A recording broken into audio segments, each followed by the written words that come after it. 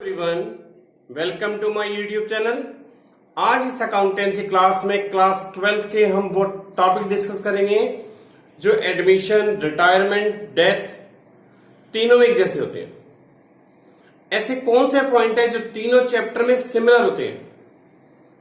वो इंफॉर्मेशन जो balance sheet के अंदर गिवन हो और प्रॉफिट्स हो। वो प्रॉफिट किस रेशियो में डिस्ट्रीब्यूट होते हैं? ओल्ड रेशियो में। ना तो वो न्यू रेशियो में डिस्ट्रीब्यूट होते हैं, ना गेनिंग रेशियो में, ना सेकेंड रेशियो में। यानी बैलेंस शीट की जितनी भी इंफॉर्मेशन अगर डिस्ट्रीब्यूट हो रही है तो वो किस रेशियो में होगी? ओल्ड रेशियो में।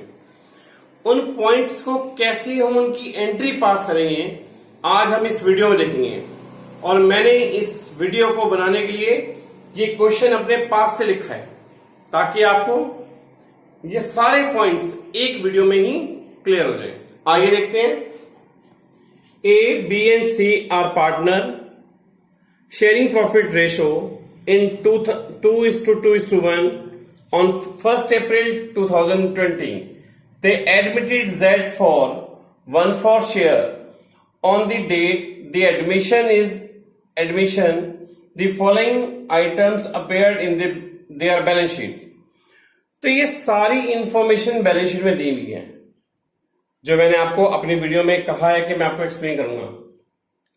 तो ए, बी और सी इनका रेशियो 2:1 वो मैंने लिख दिया यहां पे। और जो जेड आया है वो कितने हिस्से के लिए आया है? 1/4 के लिए। और ये न्यू पार्टनर है। जैसे मैं आपको बता रहा हूं, न्यू पार्टनर को इनमें से कुछ भी नहीं मिलेगा। क्यों? क्योंकि ये जितने प्रॉफिट बनाए हैं ये बनाए कितने हैं? ओल्ड पार्टनर ने। तो ये बांटेंगे भी कौन? Old partner. मैंने नीचे इंफॉर्मेशन लिखी है, वो इंफॉर्मेशन रिलेटेड है एक इन्वेस्टमेंट फ्लक्चुएशन रिजर्व से और एक वर्कमैन कंपल्शन रिजर्व से। और मोस्टली इन्हीं पे पॉइंट होता है और किसी पे कोई पॉइंट नहीं होता है। तो पहली इंफॉर्मेशन लिखी है जनरल रिजर्व। ये प्रॉफिट है, जनरल रिजर्व प्रॉफिट होता है, चाहे एडमिशन हो, रिटायरमेंट हो, डेथ हो, ये जनरल रिजर्व बढ़ना ही बढ़ना है। और किन पार्टनर में? ओल्ड पार्टनर में, ए, बी, सी में। ये लिखा किस साइड है? क्रेडिट साइड में। इसे बांटने के लिए क्या करना पड़ेगा? इसे डेबिट, देखिएगा, जनरल रिजर्व अकाउंट डेबिट। ध्यान रखिएगा ये क्रेडिट में लिखा है। इसे डिस्ट्रीब्यूट करने के लिए इसे हमें क्या करना पड़ेगा? क्रेडिट। और ये किस किस में बटेगा? A's capital account to B's capital account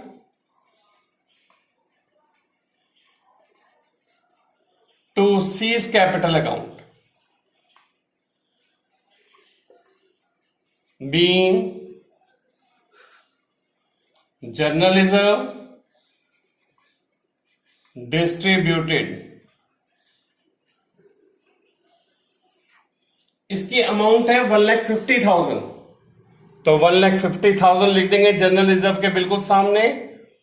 और ये बटेगा 2:2:1, यानी इसकी अमाउंट आएगी 5 से कट करेंगे 3 आ जाएगा। 3 2 6, 60,000, 60,000 और 30,000। इतना मेरा सारा क्लियर हो गया होगा आपको मैंने जितना एक्सप्लेन करा है। इसके बाद वर्कमैन कंपनसेशन फंड पे पॉइंट्स होते हैं, इसलिए मैं इसे नहीं डिस्ट्रीब्यूट कर रहा हूं, आपको मैं एक्सप्लेन करूंगा। उसके बाद लिखा है पीएल अकाउंट। और पीएल अकाउंट का जो अमाउंट है वो 60,000 है। और ये है किस साइड? Credit side. इसे डिस्ट्रीब्यूट करने के लिए क्या करना पड़ेगा? इसे हमें डेबिट। तो एंट्री बनेगी profits and loss account debit to A's capital to B's capital और टू सीज कैपिटल, क्योंकि तीनों पार्टनर डिस्ट्रीब्यूट करेंगे। और मोस्टली एग्जाम में जनरल बनाने को आता है, हमें अकाउंट्स की प्रैक्टिस होती है, जनरल की प्रैक्टिस नहीं होती। तो आज इस वीडियो में जनरल की प्रैक्टिस हो रही है। देखिए, प्रॉफिट्स एंड लॉस डिस्ट्रीब्यूटेड।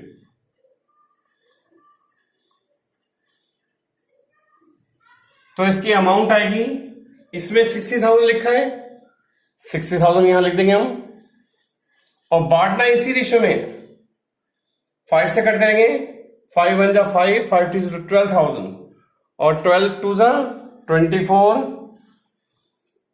24 और 12,000। मैंने जो डिस्ट्रीब्यूट करा है वो किस रेशियो में करा है, 2/5, 2/5, 1/5, यानी ये डिस्ट्रीब्यूट कर दिया मैंने और एक जनरल रिजर्व डिस्ट्रीब्यूट कर दिया, पीएल अकाउंट डिस्ट्रीब्यूट कर दिया। इन दोनों को डिस्ट्रीब्यूट क्यों नहीं कर रहा हूं, क्योंकि इन पे पॉइंट्स हैं। इधर से डिस्ट्रीब्यूट ऑफ गुडविल, गुडविल कौन सी साइड में है, डेबिट साइड में है। अगर हमें इसे डिस्ट्रीब्यूट करना है तो इसे कर देंगे credit to goodwill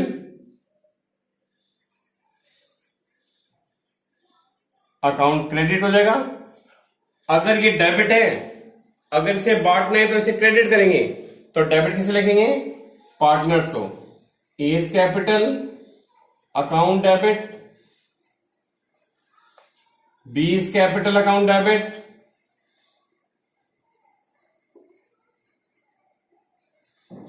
seize capital account debit,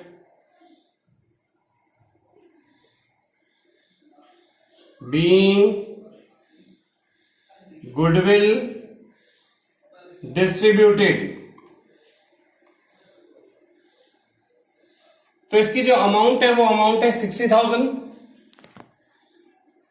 और 60,000 डिस्ट्रीब्यूट इसी रेशियो में होगी, क्योंकि मैंने अगर 60,000 बांटे हैं तो 24,000 आया, तो यहां भी यही आएगा 24,000, 24,000 और 12,000,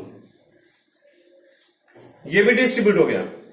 अब पीएल अकाउंट भी इधर गिवन है। अगर बैलेंस शीट की एसेट साइड में पीएल अकाउंट है, इट मीन्स ये लॉस है। ये डेबिट साइड है, इसे डिस्ट्रीब्यूट करने के लिए क्या करना पड़ेगा हमें, क्रेडिट टू पीएल अकाउंट। ये भी पीएल अकाउंट था, ये लॉस था, सॉरी ये प्रॉफिट था, और ये हमारा लॉस है। डेबिट कौन होगा, A B C, capital account, capital, तीनों के आगे एपोस्ट्रोफी एस लगा के कैपिटल लिखना कंपलसरी होता है, कंपलसरी। बार बार बता रहा हूं कि कोई भी बच्चा अगर एग्जाम में क्वेश्चन करे तो पूरा प्रॉपर वे में करे। बीइंग पीएल डिस्ट्रीब्यूट, तो इसकी अमाउंट गिवन है 40,000, तो 40,000 लिख देंगे यहां पे हम। और ये डिस्ट्रीब्यूट कौन से रेशियो में होना है, ओल्ड रेशियो में। 5 8 जा 40, 8 2 जा 16, 16,000, 16,000 और 8,000। क्लियर हो गया। इसके बाद लिखा है एडवर्टीजमेंट सस्पेंस अकाउंट, ये भी लॉस है, ये लिखा है डेबिट साइड में। इससे डिस्ट्रीब्यूट करना है तो इसे क्या कर देंगे हम लोग, क्रेडिट कर देंगे। एडवर्टीजमेंट सस्पेंस अकाउंट क्रेडिट कर देंगे, पर डेबिट किसका नाम लिखेंगे, A's capital, B's capital, C's capital.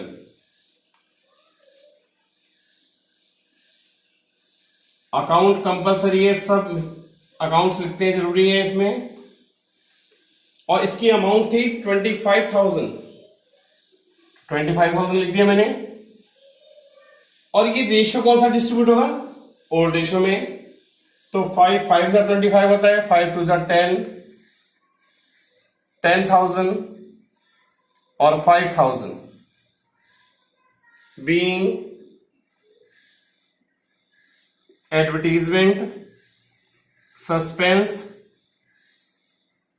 Distributed. इसके बाद मैंने देखा ये सारी इंफॉर्मेशन मैंने एडजस्ट कर लिए हैं। अब मैं आपको ये दो एडजस्टमेंट कैसे होती है, इनके पॉइंट्स कैसे होते हैं, कैसे जनरल एंट्री बनती है, मैं आपको बताऊंगा। पहले हम बात करते हैं इन्वेस्टमेंट की। इन्वेस्टमेंट फ्लक्चुएशन रिजर्व, ये हमारा वो रिजर्व है जब हमारी इन्वेस्टमेंट पे कोई भी लॉस होगा तो उस लॉस को वेयर करने के लिए जो हमने रिजर्व बना रखा है उसका नाम है इन्वेस्टमेंट फ्लक्चुएशन रिजर्व। देखिएगा, इन्वेस्टमेंट फ्लक्चुएशन रिजर्व कितना दिया है? 1 लाख। तो इसमें अमाउंट लिखिए 1 लाख, पर हमारे पे इन्वेस्टमेंट कितने हैं? 3 लाख के। अगर इस इन्वेस्टमेंट पे कोई भी इंफॉर्मेशन आएगी, लॉस होगा या प्रॉफिट होगा, वो कहां से बेयर होगा? इसमें से। तो पहला पॉइंट लिखा है if there is no other information of investment, यानी इसकी वैल्यू 3 लाख से 3 लाख ही है, इस पे कोई भी नुकसान नहीं हुआ, इस मान लो कंडीशन है एक पहली, तो क्या इस अमाउंट का यूज हुआ? नहीं हुआ ना, तो हम इसे डिस्ट्रीब्यूट कर लेंगे। तो इसकी एंट्री बनेगी, ये लिखा है क्रेडिट में, इसे कर देंगे हम debit. Investment fluctuation reserve account debit, और 2 is capital, 2 B is capital, 2 C is capital.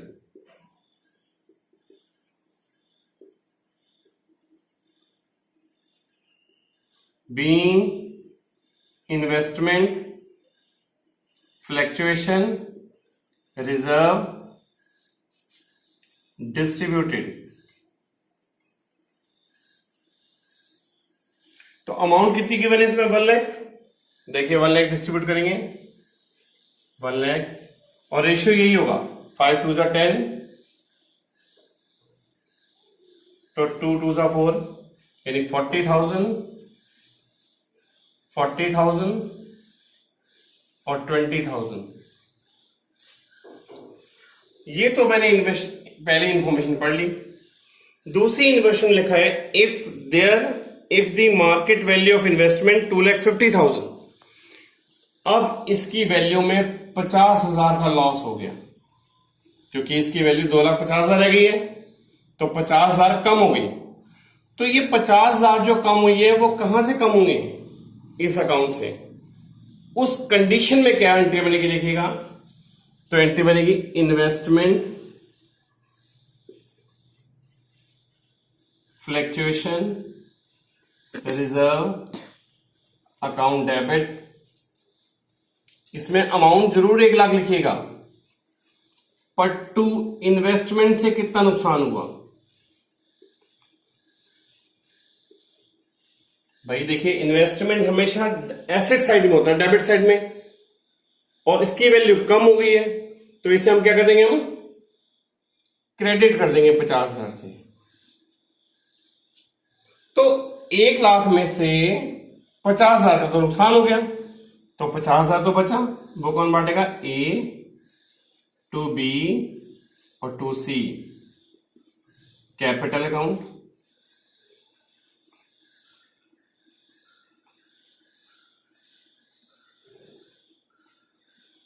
अब 50,000 तीनों में डिस्ट्रीब्यूट हो जाएगा। Being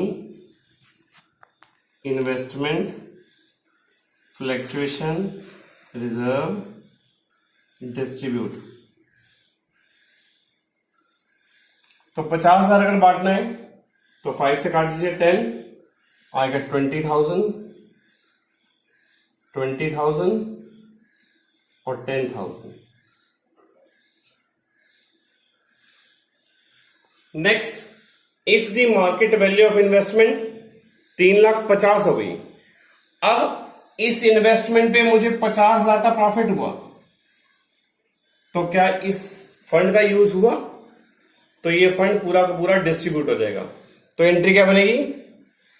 investment fluctuation reserve account debit, और 2A 2B 2C। तो मैं आपको लिख दे रहा हूं इसमें, और अच्छी तरह एक्सप्लेन हो जाएगा। ये दूसरी नंबर की एंट्री थी, ये तीसरे की थी, ये 4 थी, ये 5 थी, ये 6, ये 7 और ये 8। ये जो एंट्री बननी है यहां पे, इसमें एक एंट्री तो यही बन जाएगी सेम, ये वाली एंट्री इसमें आ जाएगी, investment fluctuation reserve account debit to A's capital to B's capital to C's capital. और अमाउंट कितनी आएगी? 1 लाख है, अमाउंट आएगी 40,000 और 20,000। ऐसा क्यों करा मैंने? क्योंकि मेरी इन्वेस्टमेंट की वैल्यू 50,000 बढ़ गई है, इस फंड का यूज नहीं हुआ। जब फंड का यूज नहीं हुआ तो फंड डिस्ट्रीब्यूट हो जाएगा, पर 50,000 जो बढ़ी है वो तो कहीं ना कहीं एक्सप्लेन करनी है, तो उससे बनेगी एंट्री इन्वेस्टमेंट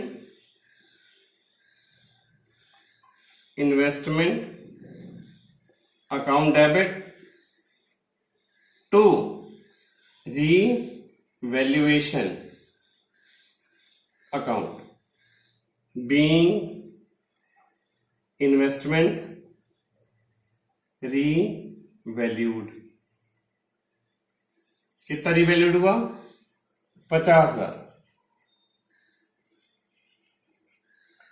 अब ये 50,000 जो रिवैल्यूएशन है ये बढ़ जाएगा क्योंकि प्रॉफिट है, तो एंट्री बनेगी revaluation account debit to A's capital to B's capital to C's capital. तीनों में अकाउंट लगाना कंपलसरी है, तो ये सब जगह सिर्फ नाम के आगे अकाउंट लगता है, बाकी सबके आगे अकाउंट लग जाता है। 50,000 और अमाउंट आएगी इसकी 20,000 और 10,000।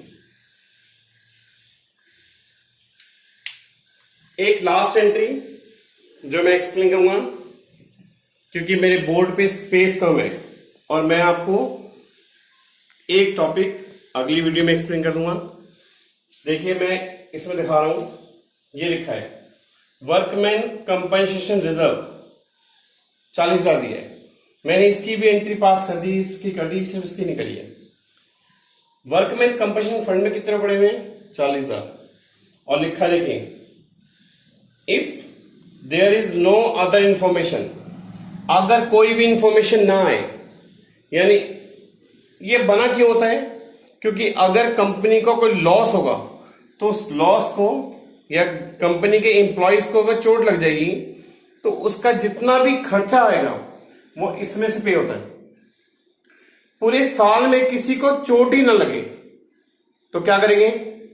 इस फंड को डिस्ट्रीब्यूट कर लेंगे। ये क्रेडिट साइड में लिखा है, तो एंट्री बनेगी workman compensation reserve account debit, workman compensation reserve account debit और to A's capital to B's capital to C's capital. और अमाउंट कितनी दी है? 40,000 और 2 से काटेंगे 8 2 जा 16,000 और 8,000। ध्यान रखिएगा जर्नलिस्ट साहब क्रेडिट साइड में है, इसे बांटने के लिए डेबिट कर लेंगे और पार्टनर्स क्रेडिट हो जाएगा। आपको मैंने अपनी इस वीडियो में एडमिशन, रिटायरमेंट, डेथ में इन प्रॉफिट को कैसे एंट्री पास करते हैं वो मैंने एक्सप्लेन करी है। अगर आपको मेरा वीडियो पसंद आया हो तो प्लीज मेरी वीडियो को शेयर, लाइक एंड सब्सक्राइब करिएगा। Thank you for watching my video.